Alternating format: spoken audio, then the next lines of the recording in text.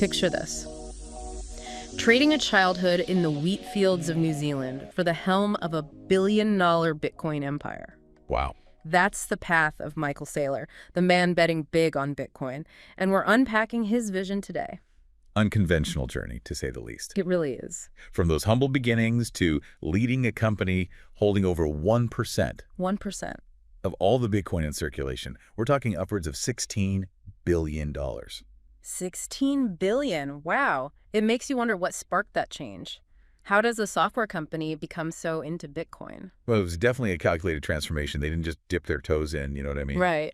Saylor sees MicroStrategy as a three-pronged entity now, 3 parts. Okay. Intriguing. Break that down a bit. This 3-part structure. The base, the Yeah. foundation, their Bitcoin balance sheet, this huge, massive amount of Bitcoin is not just for show. It fuels everything else they do. Then there's the software business, where they started. Still makes money, provides some stability. But the exciting part, the real game changer, is their push into Bitcoin securitization. So using their Bitcoin to create financial products, like turning digital gold into these complex investments. Come like that, yeah. Imagine, they take some of their Bitcoin holdings and use that as collateral. Collateral, okay. To issue like convertible bonds. Yeah. These bonds give investors different options to tap into Bitcoin's potential with, different levels of risk involved. Of course, right. But here's the real kicker.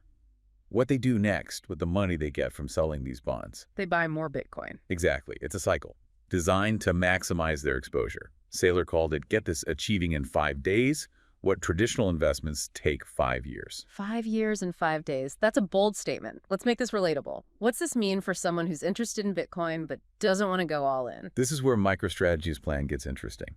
They've essentially created an ecosystem for investing. An ecosystem, or a... Yeah, so high risk tolerance. You can directly invest in Bitcoin or buy MicroStrategy stock for leveraged exposure. Okay, so more risk, more reward. Got it. Right. Want something a bit safer.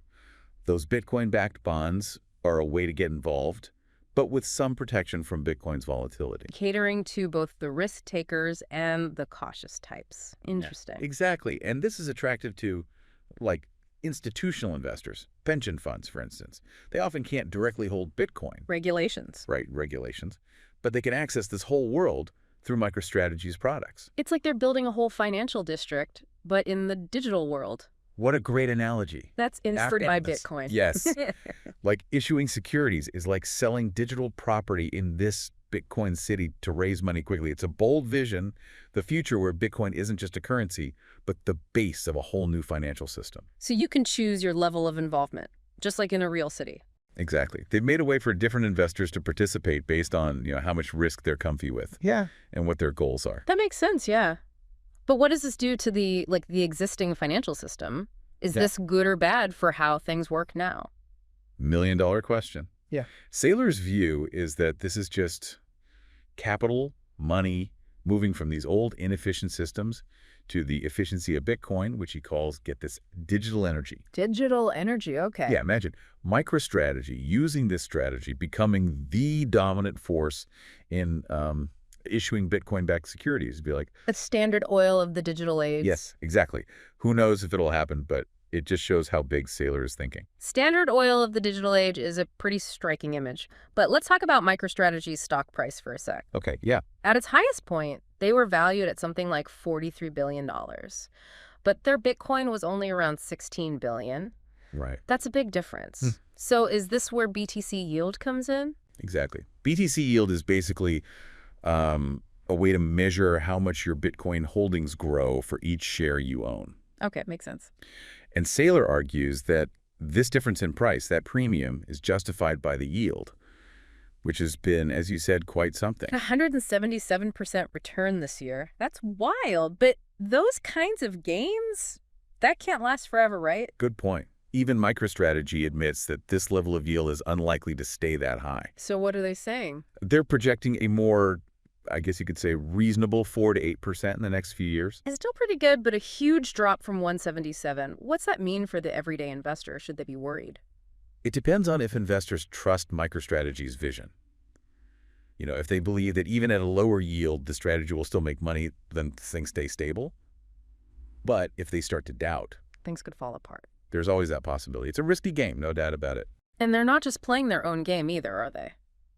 Saylor has some opinions about what other companies should be doing with their money.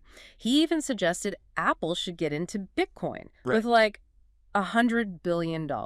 Yeah, he's definitely not shy about his opinions. So is he onto something? I mean, $100 billion from Apple, that's a huge deal. So his point is that companies, especially those with lots of resources like Apple, should see Bitcoin as a treasury reserve asset.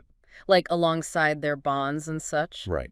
He thinks it offers a level of stability and potential for growth that traditional assets just can't match. But what would a move that big, especially from a giant like Apple, do? Wouldn't that totally change the game? Trillions of dollars potentially going into Bitcoin. Oh, it would be a massive shift, no question. If Apple, a company known for being careful with their money, if they did that. It would lend some serious credibility to what MicroStrategy is doing. For sure. Yeah. But there's always another side to the coin. More attention, more scrutiny. Governments, regulators, they'd all be watching closely. And that could be good or bad for the entire crypto world. Nobody knows for sure yet.